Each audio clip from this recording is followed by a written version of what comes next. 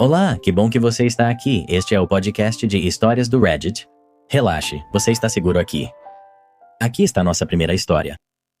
Karen exige reembolso por um churrasco que ela nunca comprou. Quando eu gerenciava meu restaurante de churrasco, achava que já tinha visto todo tipo de cliente. Alguns clientes habituais conhecem seu cardápio melhor que você. As famílias que trazem as crianças e fazem uma bagunça nas mesas, e aquela pessoa ocasional que reclama só para ver se consegue um desconto. Mas um dia, tive um desentendimento que ainda se destaca anos depois. Antes do movimento do almoço, o cheiro de costelas defumadas e carne de porco desfiada dominava o local. A equipe se preparava e eu me organizava para a multidão que chegava perto do meio-dia. Então entrou uma mulher que eu não reconheci, já parecendo chateada antes mesmo de chegar ao balcão. Ela disse que queria reembolso de um grande pedido que, segundo ela, tinha comprado no mês anterior. Ela afirmou que era para o aniversário do marido e que a comida foi arruinada ao encontrar vários fios de cabelo no molho. Além disso, o marido dela também passou mal por isso.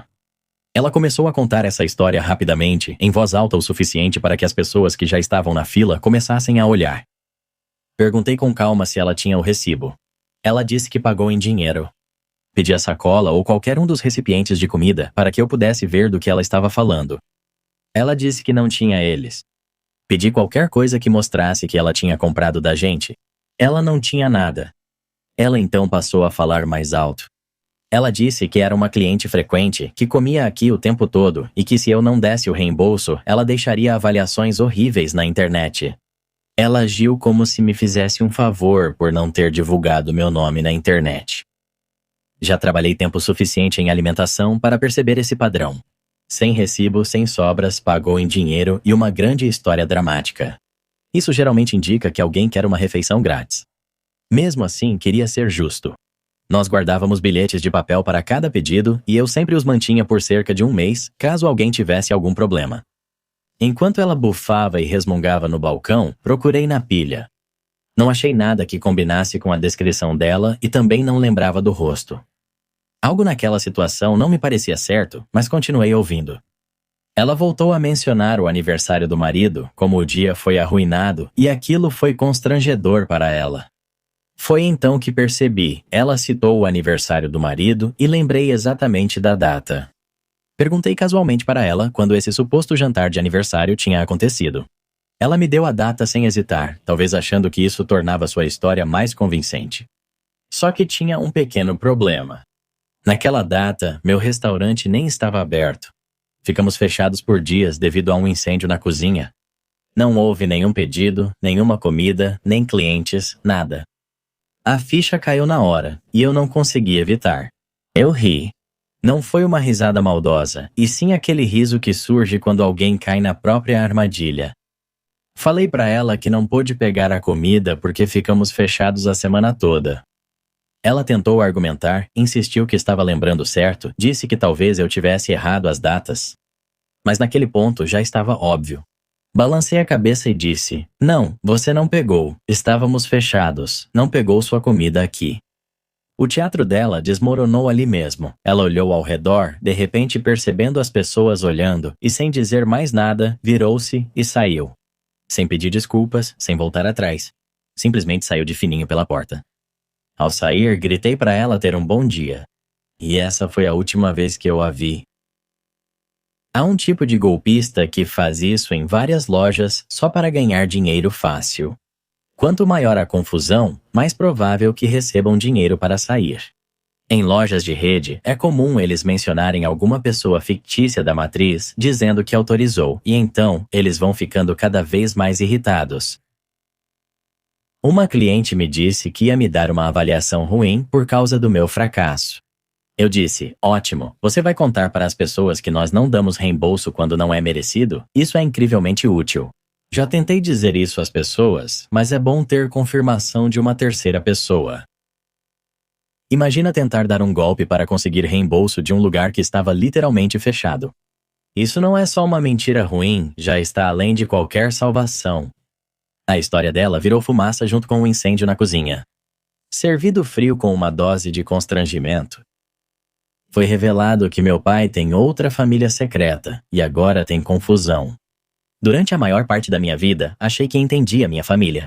Tenho 28 anos, sou mulher e cresci com 2 irmãos mais novos, de 26 e 24 anos. Meus pais eram casados há mais de 30 anos. Eles não eram perfeitos, mas pareciam estáveis. Meu pai trabalhava muito, minha mãe mantinha a casa e nós, filhos, seguíamos achando tudo normal. Tudo mudou quando um segredo inesperado veio à tona para minha família. Acontece que, depois que meus pais se casaram, mas antes de eu nascer, meu pai teve um relacionamento com outra mulher. E não só isso, ele teve um filho com ela. Esse filho, meu meio-irmão, agora tem 32 anos. Por mais de 30 anos, meu pai conseguiu manter isso escondido de nós. Ele deu dinheiro para outra mulher ao longo dos anos, e ela e meu meio-irmão sabiam sobre nós, mas nós nunca soubemos sobre eles, nenhuma palavra. O segredo só foi revelado porque meu sobrinho, filho do meu meio-irmão, precisava de um transplante de medula óssea. Buscavam compatibilidade genética e, naturalmente, parentes de sangue eram a melhor opção. Foi aí que meu meio-irmão se apresentou para nós. Nem sei explicar quando a vida dupla do meu pai se tornou real. Parece que o ar sumiu do meu quarto. Minha mãe foi surpreendida e ficou devastada. Ela era casada com esse homem havia décadas, achando que o conhecia totalmente. Agora ali estava a prova de algo que ela não podia perdoar. Ele tentou alegar que foi um erro isolado, mas como chamar de erro um filho mantido em segredo e anos de apoio às escondidas? Enquanto isso, me sentia preso numa tempestade que não pedi. Meu instinto quando o drama começa é correr para o outro lado. Eu odeio fofoca, odeio brigas e odeio ser colocado em situações em que as pessoas sussurram e especulam. Era como meu pior pesadelo virando realidade. De repente, toda a conversa com parentes virava um debate sobre o que fazer, quem culpar e como seguir em frente. Atualização. Já faz cerca de 3 anos desde que escrevi sobre tudo isso pela primeira vez e acabei esquecendo desse post por um tempo por causa de tudo o que estava acontecendo. Agradeço a quem deixou comentários de apoio para mim e minha família, sem negatividade. A dor da minha mãe era devastadora de ver. Eu sabia que o casamento deles não resistiria e também não via mais meu pai do mesmo jeito. Minha mãe se divorciou do meu pai. Ela não conseguiu superar a traição. Após 34 anos de casamento, quando descobriu a verdade, foi impossível acreditar que fora apenas uma única indiscrição. Ela se mudou para um novo apartamento e tem reconstruído a vida lentamente. Ela está melhor, mas ainda há dias em que isso a afeta muito.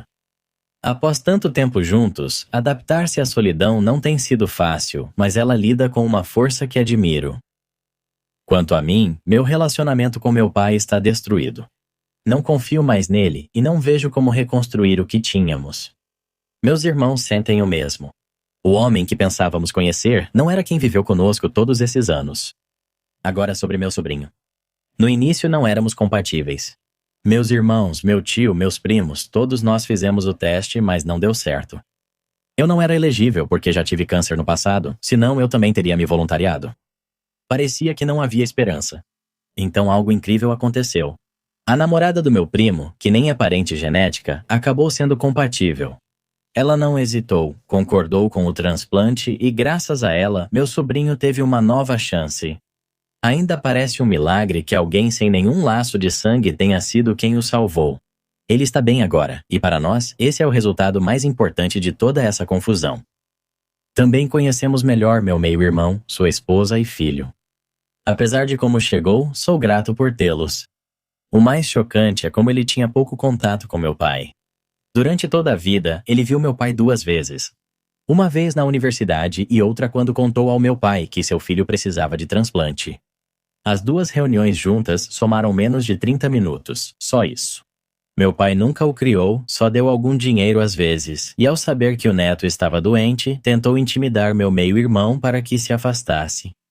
Mesmo com a vida de uma criança em risco, ele queria manter o segredo. Isso foi o limite para mim. Se ainda houvesse chance de salvar meu relacionamento com ele, isso acabou ao ver quanta falta de compaixão ele tinha. Meu meio-irmão não buscava dinheiro, vingança ou confusão. Ele só queria salvar o filho. Graças à noiva do meu primo, o menino está vivo e bem. Isso é o que mais importa agora. Nunca conheci a mãe do meu meio-irmão, mas pelo que eu vi, ela está bem. Ela tem um relacionamento estável e meu meio-irmão se dá bem com seu parceiro. O que ocorreu décadas atrás ficou no passado para ela. Para mim e minha família imediata, o foco mudou. Em vez de focarmos na raiva do meu pai, dedicamos nossa energia a criar laços com meu meio-irmão, sua esposa e filho. Eles agora fazem parte da nossa família. Meu pai pode até ter tentado nos manter afastados, mas no final, as mentiras dele saíram pela culatra. A verdade veio à tona de qualquer jeito. Apesar de destruir seu casamento e lhe tirar o respeito dos filhos, também nos trouxe alguém novo, alguém que deveríamos ter conhecido desde o início. Que bom que seu sobrinho está bem. Desejo que continuem prosperando. Exceto seu pai, claro. Ele pode apodrecer. Esta foi a melhor forma dessa situação acontecer. É incrível que você tenha se reconectado com seu irmão, a esposa dele e seu sobrinho. É como uma nova chance para sua família e fico feliz que seu sobrinho esteja muito bem depois de tudo. É impressionante como as coisas se encaixaram com a noiva do seu primo sendo a doadora compatível. Parece que era para ser assim. Quanto ao seu pai, é claro que ele tentou manter seu irmão afastado. Se dependesse dele, ainda viveria no luxo, ignorando tudo e evitando lidar com as consequências de suas escolhas. Ignorarem ele e escolherem a conexão em vez da intimidação mostra a força de vocês como família. Bom, esse drama familiar daria para 3 temporadas de uma novela. 3 temporadas, por favor. Com uma criança secreta e uma reviravolta de medula óssea, são pelo menos 5. Verdade, mas pelo menos esse teve um final feliz. Nova família, criança saudável e o pai é tirado do roteiro. Sou um idiota por me recusar a receber mais encontros de família porque odeio receber meus sogros? Meu marido e eu compramos nossa primeira casa há 1 ano. É uma casa com 5 quartos e 3 banheiros e para nós parecia um sonho realizado. Após anos economizando, enfim tínhamos espaço para construir o lar que sempre desejamos. Com a chegada das festas de fim de ano, decidimos abrir as portas para encontros de família. Preciso admitir algo de imediato.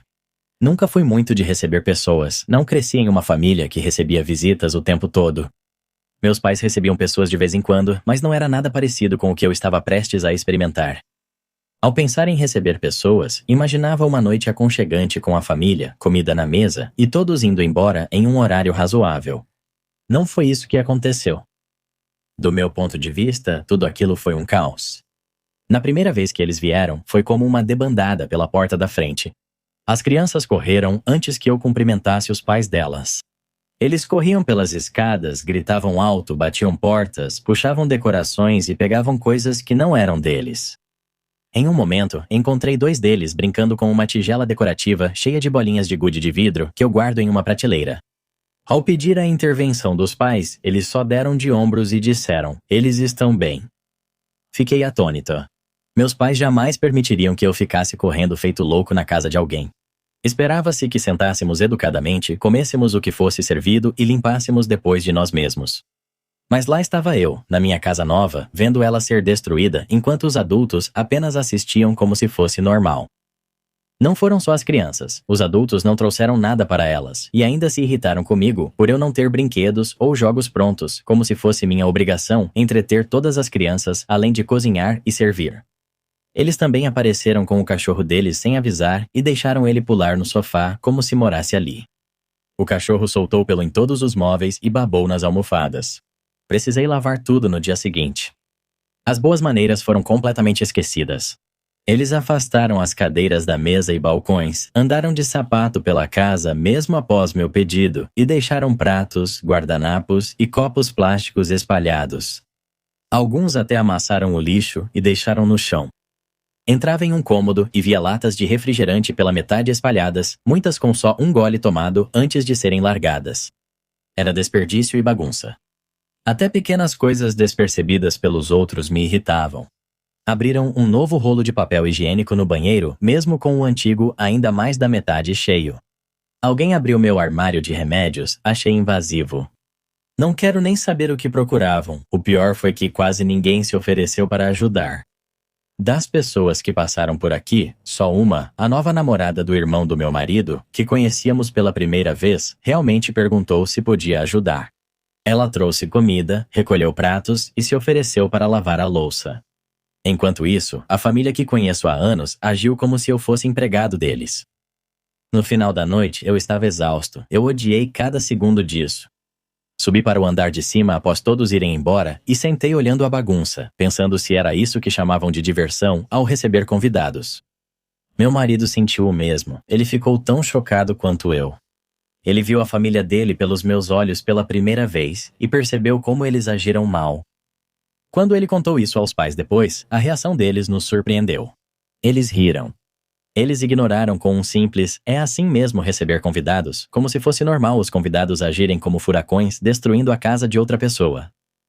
Essa conversa foi o ponto de virada. Meu marido e eu decidimos não repetir isso. Só se houvesse mudanças sérias. Quando a Páscoa chegou e os pais dele perguntaram nossos planos, meu marido disse direto que não receberíamos ninguém. Eles não aceitaram bem. Eles disseram que, já que tínhamos a casa grande, era óbvio que seríamos nós a receber daqui para frente. Dissemos que, para abrirmos nossas portas, cada familiar deveria ajudar. Se fosse trazer comida, ajudar na limpeza ou impedir que seus filhos destruíssem o lugar, todos precisavam ser responsáveis. A resposta deles? Isso vai contra a ideia de receber. Ninguém deve ajudar se você está oferecendo. Isso decidiu tudo. Dissemos, tudo bem, então não receberemos ninguém. Agora os pais dele estão chateados, dizendo que nós aqui estamos sendo difíceis. Talvez eu só não saiba receber pessoas, mas sinto que a ideia deles do que é normal ao receber é, na verdade, se aproveitar da gente. Não acho que seja pedir demais por respeito básico e ajuda para manter o lugar em ordem. E é isso. Temos a casa grande, mas também temos limites, e até que a família dele aprenda a se comportar, eles não vão passar os feriados aqui. Você não está errado. Sua casa, suas regras, e se as pessoas estão ignorando essas regras, acho justo não receber. Acho válido não querer receber por qualquer motivo, mas sua lista me surpreende. Mexer no armário de remédios é muito sério.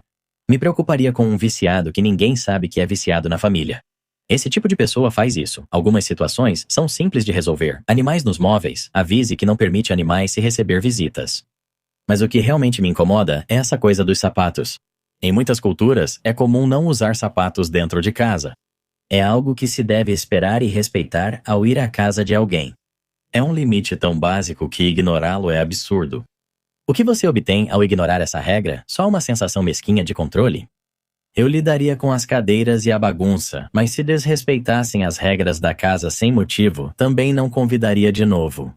Se elas não conseguem respeitar algo tão básico quanto não usar sapatos, elas não têm um pingo de respeito por você ou pelo seu marido. Receber a família não precisa parecer cuidar de um zoológico ou limpando a bagunça de um zoológico.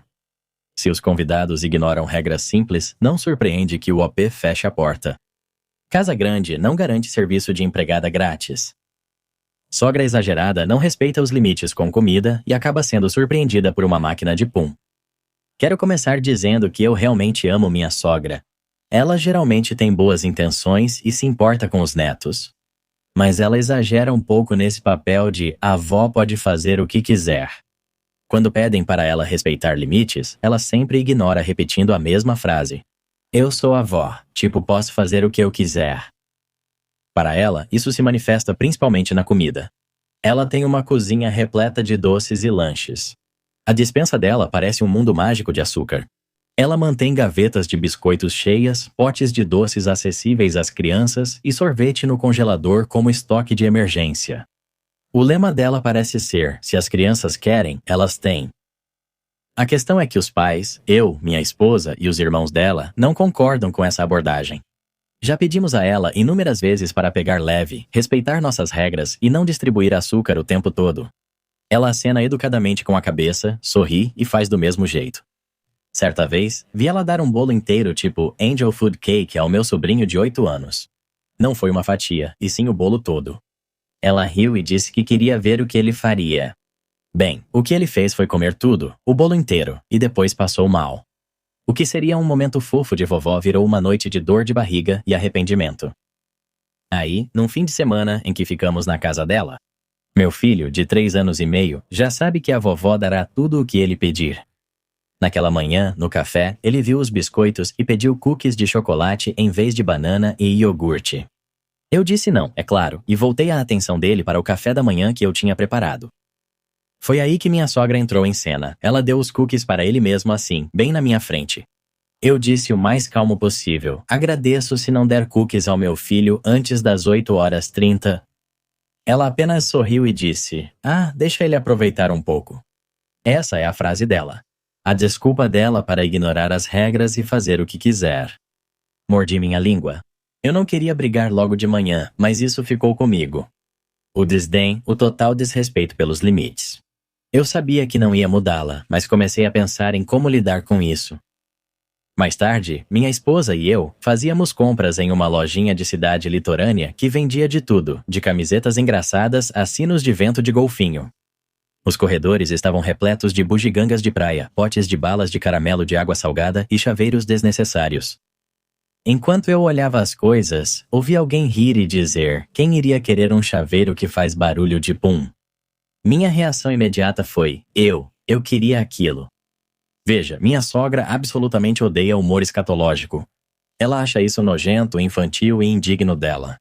Meu filho de 3 anos acha peidos a coisa mais engraçada do universo. Ele consegue sentar e rir disso por meia hora.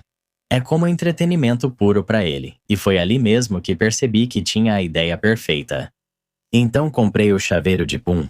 6 sons diferentes, todos garantidos para fazer meu filho rir até ficar vermelho. Quando voltamos para a casa dela, entreguei para ele casualmente, como se fosse só um brinquedo que comprei. Em segundos, ele apertou o botão e a sala ficou cheia de um barulho alto e engraçado, tipo desenho animado. Ele se curvou de tanto rir. Ele apertou de novo e de novo, cada som fazendo ele cair na gargalhada. Ele estava gargalhando, rolando no tapete, se divertindo como nunca. Minha sogra, por outro lado, parecia horrorizada. Ela resmungou que era nojento e murmurou esperando que aquilo quebrasse logo. Ela não podia falar muito, pois era claro como aquilo alegrava meu filho. Sempre que ela tentava desviar a atenção dele, ele apertava outro botão e ria muito. Eu me recostei, observei a cena se desenrolar e quando ela finalmente reclamou de novo sobre como aquilo era inadequado, eu sorri e disse, vamos lá, deixa ele aproveitar um pouco. A expressão no rosto dela não teve preço. Sabe, com famílias assim, quem precisa de reality show? Exato, basta distribuir pipoca no dia de ação de graças e já garante a temporada inteira. E com bem menos comerciais. A menos que você conte o tio Bob falando de criptomoedas de novo. Achei que tínhamos concordado que ele não está mais convidado. Isso é tudo por agora, mas não fique triste. Logo voltaremos com mais histórias para você. Lembre-se de ouvir Me I Rather todas as noites para ter sonhos maravilhosos e brilhantes, assim como você. Clique na playlist e acompanhe. Estaremos bem aqui. Até lá, até logo.